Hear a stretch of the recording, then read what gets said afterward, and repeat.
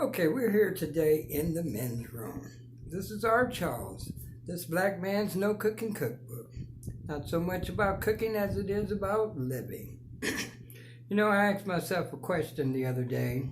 It was, if I had to answer to myself, could I judge fairly?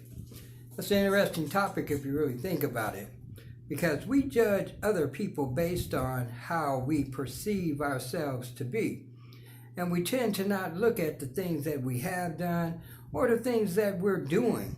We always put a sugar coating over it and we justify things.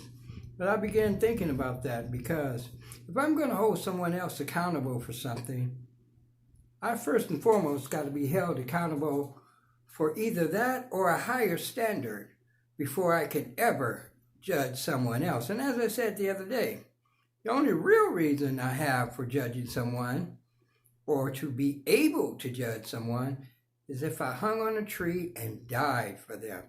We know that guy. Personally, I think he's the only one that can judge. Everyone has done something in their past. Some come out quicker than others. Some have a change of heart before others do. But see, we don't know how long the race is. We don't know how long we're going to be here. We don't know our purpose here for some time. Some learn sooner than others and they begin going down that path. But I have to always ask myself, if I had to answer to myself, would I be able to judge fairly? That's a hard thing, taking a look at self. Whenever I point a finger, there's always three pointing back. I've done things in my past, probably the only one, coming out of the briar patch. But what I've learned is the more I learn about myself and the things I change about myself and the ability to help others through the actions that I do, not through the conversations I try to have with them. Can't tell people how to change. We can live a life dedicated to change and a good heart, and perhaps someone will get on board and see what we're doing. So, in judging myself, I try to look at the things I've done. I try to look at my part in every situation, and then I talk to myself, not self-thought. Once again, self-talk reinforces it into my spirit. And that's what I do. When situations come up that used to bother or challenge or I would answer wrongly, those things tend to come up that I've said in these videos. And that's the good thing about it, because it's gotten down in my heart.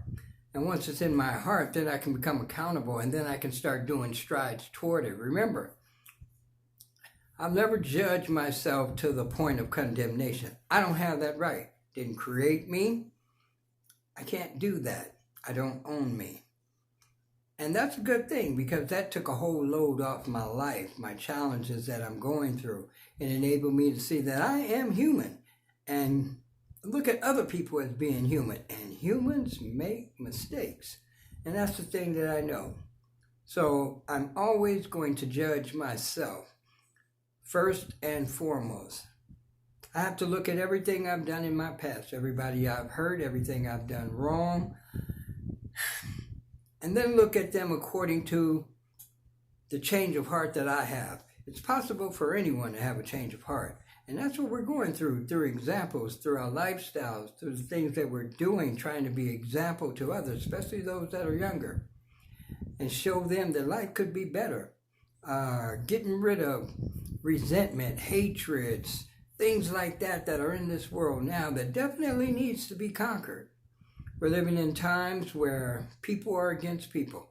That's not supposed to be. This is one planet. That means we're all of one. We need to help each other, always. So, if I had to answer to myself right now, I would say I need a lot of work. And that's why I'm on this path of change. Heart for change. Our Charles. This black man's no cooking cookbook. See, this thing isn't so much about cooking as it is about I'm trying to perfect recipes for life, for my life, hopefully helping your life. See you later.